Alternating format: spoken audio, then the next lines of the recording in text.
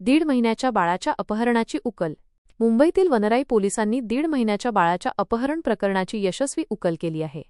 या प्रकरणात एका मोठ्या टोळीचा पर्दाफाश करत पोलिसांनी 4 आरोपींना बेड्या ठोकल्या आहेत. 2 मार्च रोजी गोरेगाव पूर्व येथील वेस्टर्न एक्सप्रेस हायवेवरील बस स्थानकाजवळ खेळणी विकणाऱ्या गुजराती कुटुंबातील 1.5 महिन्याचं बाळ बेपत्ता झालं होतं. वनराई पोलिसांनी तातडीने अपहरणाचा गुन्हा दाखल करून तपास सुरू केला. झोन 12च्या डीसीपी स्मिता पाटील यांच्या मार्गदर्शनाखाली पोलिसांनी 6 पथके तयार केली, ज्यांनी सुमारे 11,000 ऑटो रिक्षांची तपासणी केली. तपासादरम्यान पिवळ्या रंगाचे जॅकेट घातलेला एक ऑटो रिक्षाचालक पोलिसांना संशयास्पद आढळला. मालाड मालवणीतील एका ऑटो रिक्षाचालकाच्या घरी काही दिवसांपूर्वीच लहान बाळ जन्मल्याची माहिती पोलिसांना मिळाली.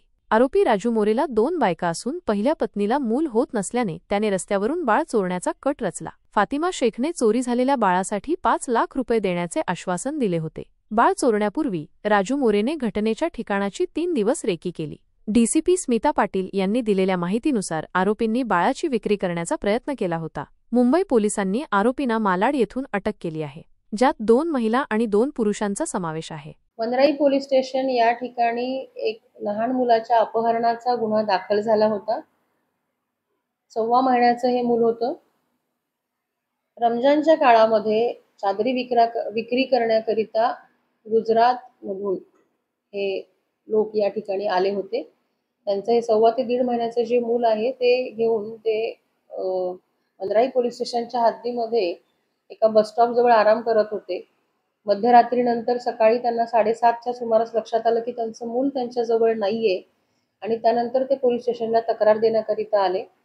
त्यांची तक्रार घेतल्यानंतर झोन 12 मधील एकूण 6 तपास पथकांची नेमणूक करण्यात आली.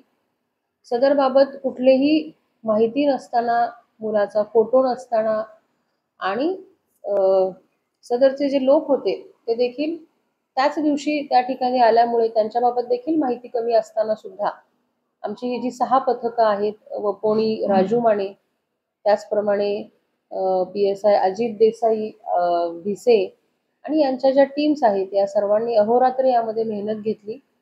यामध्ये तांत्रिक तपास आणि तांत्रिक विश्लेषणाद्वारे असे लक्षात आले होते की यामध्ये एका रिक्षाचा वापर झालेला आहे आणि एक रिक्षावाल्याने हे मूल नेलेलं आहे.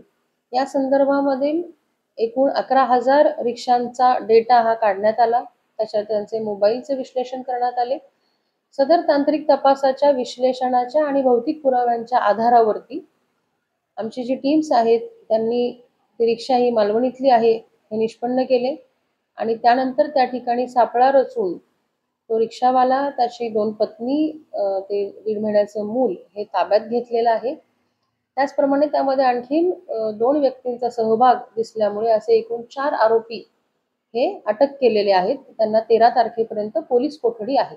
त्यातील एक आरोपी हा रिक्षा चालक आहे. त्यातली एक महिला जी आहे ती हाऊसकीपिंगचं काम करते आणि एक आरोपी हा प्लंबर आहे. या टोळीचा उद्देश मूल विक्री करणे हा होता.